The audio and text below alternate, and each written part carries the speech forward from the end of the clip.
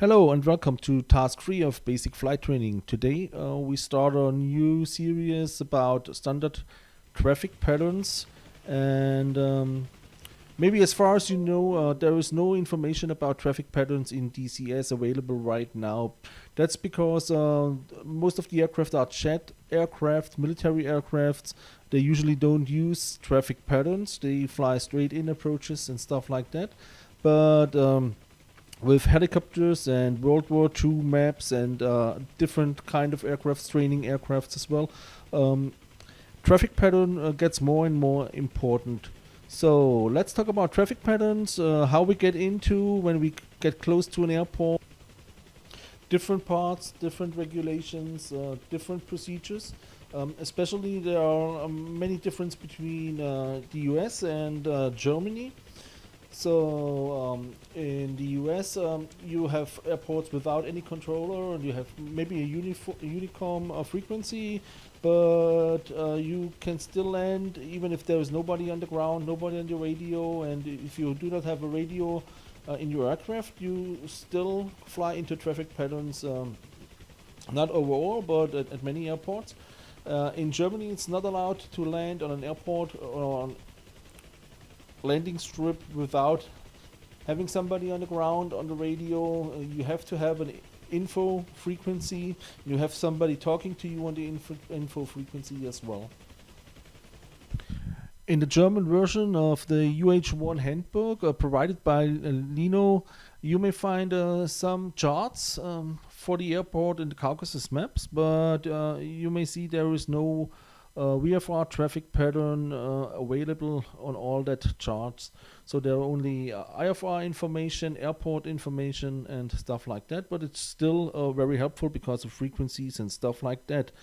So on this first chart, you only see the IFR approach patterns and the delta airspace lying over the airports and the minimums and maximums of the airspace, of the controlled airspace. On the second chart, you find much more information about the airport itself, the facilities available on the airport, locations, name of taxiways, and stuff like that. So that's available in the UH1 handbook. You find the address in the comments below. So in the US, you have something called the Airport Facility Directory. You get free information about the FAA website, about every airport in the US, and you find all the information you may need about runways, frequencies, service available, fuel types, stuff like that. Even things you have to be aware of when you get close to an airport. And actually, if there is standard left-hand traffic or right traffic available, all this information you may find in the Airport Facility Directory. The standard traffic pattern is an example for a traffic pattern you can expect on any airport, even if it's not published. There will be a traffic pattern available. The standard traffic pattern consists out of 6 parts. There's the departure leg, straight out departure leg for takeoff and departing the airport. The crosswind leg, when you turn after departure, make left turns. Left turns mandatory. So there is, if there is no other regulation published, there are left turns mandatory in any traffic pattern. So you turn into crosswind. After crosswind, you turn into downwind. That's the downwind leg is the opposite to the runway. And when you approach the runway, you turn from downwind into the base leg. Usually you start your descent on base.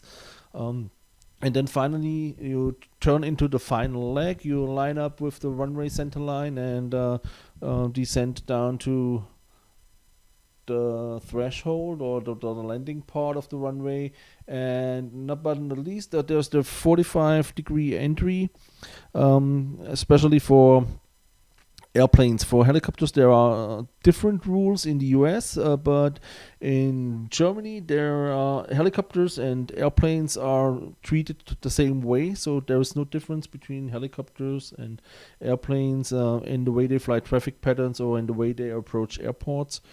But in the US, there is a big difference, and we talk about these differences as well. For airplanes, a standard traffic pattern altitude is 1,000 feet above ground level, so you can expect the traffic pattern or any traffic around an airport at this altitude. So in Germany, there is for any public airport, there is a VFR chart available that shows you the measurements and the altitude of the traffic patterns. In this case, we have three traffic patterns: one for the airplane in the south, one for ultralight, and one for gliders in the north of the airfield.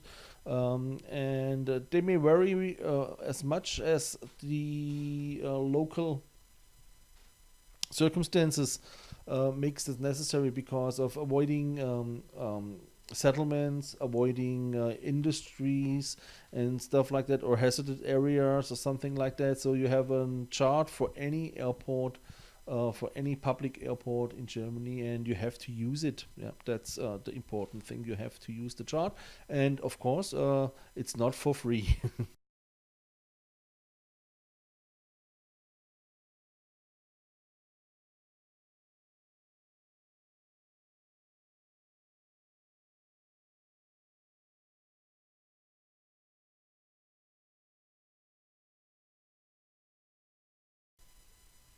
In the US, applies only one rule for helicopters, except of don't be any danger for different other kind of traffic. And this rule is avoid the flow of fixed wing traffic. So in a helicopter, you're allowed to do whatever you want, but you have to avoid the flow of fixed wing traffic. So if there is an landing strip or an airfield and you have left wing, left hand traffic from airplanes or something like that, usually the helicopter training traffic will be a right hand traffic. So because they don't have to follow the left hand traffic rules, even the traffic pattern altitude will be 500 feet lower, so it will be 500 feet above the ground. So there is a separation in location of the traffic pattern and a separation of the altitude as well. But you don't have to follow a right-hand traffic pattern. You are free to fly, but you are responsible for everything you do in the traffic pattern or in the vicinity of the airport. And you can get in trouble if you make something wrong, or you'll be a danger for other persons or infrastructure or something like that.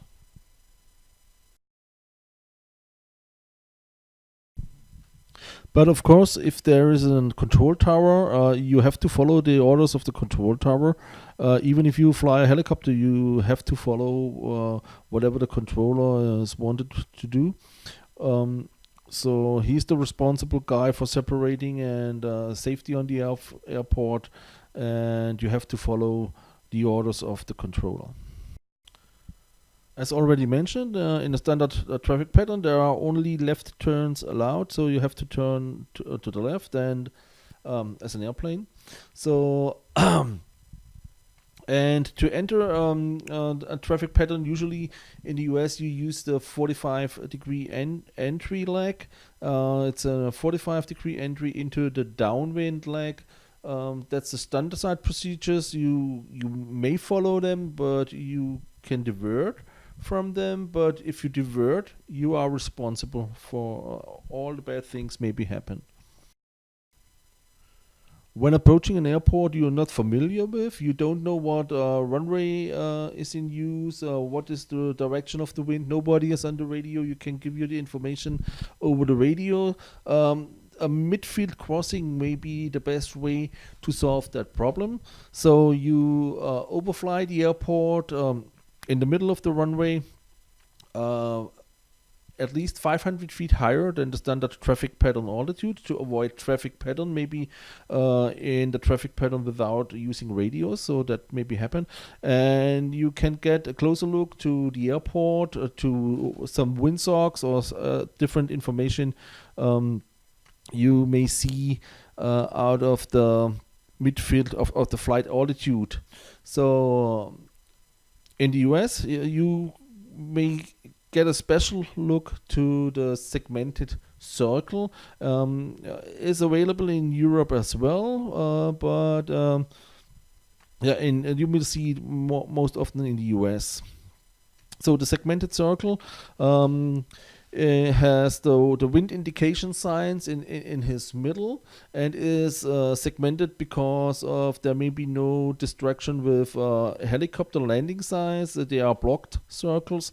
So this information circle is a segmented circle, and you get wind information, information about runways, about traffic direction. So we have the standard traffic, left-hand traffic, but maybe for some reason there will be right traffic for airplanes as well. But we get a closer look on the segmented circle with the next picture. So this may be an example for an airport with two parallel runways, and for the runway in the south there is right-hand traffic allowed for airplane as well, just to avoid the traffic on the other parallel runway. So there are both runways in use, but the patterns are separated from each other because one of the patterns are left-hand and the other pattern is a right-hand pattern, so it's for safety reasons right-hand pattern allowed. So let's get a closer look on a segmented circle and the meaning of his signs. So we have the segmented circle, and in the middle usually we have a windsock or a landing tee or this triangle showing the direction of landing and the direction of wind. We have these extensions, the landing strip indicators, indicating the runways available. In this case, there are two runways available, 09, 270, and the other one will be 300 and 130. 120 upon.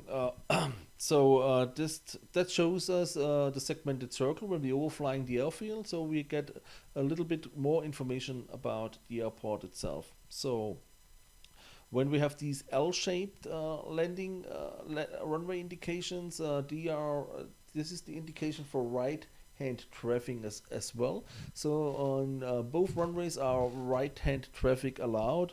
Usually this is because to avoid settlements or populated areas, dangerous areas, industrial complexes and stuff like that. So in that cases, maybe a right-hand traffic for airplanes allowed as well, and it's indicated on the segmented circle. And the segmented circle usually is located on a good visible spot on the airfield, maybe between the runway and the near of the middle of the runway, or in the near of the control tower. And when you see these red X in the middle of the segmented circle, that means the airport is closed for any reason. To get into the traffic pattern after the midfield crossing, we may use a teardrop maneuver. So we fly a little bit away from the airport, starting a left-hand turn, and when we get the airport inside again, so we descending into the 45-degree entry into the downwind leg. So that may be the safest maneuver to get into the traffic pattern. When you're flying midfield, it will be fast and safe. Another way to land on an airport will be a straight-in approach. So you line up on the final approach path far away from the airport, and if you have radio contact, then you can get the information about the runway use, weather, and other traffic in the traffic patterns from the Unicom frequency or the info frequency on the ground.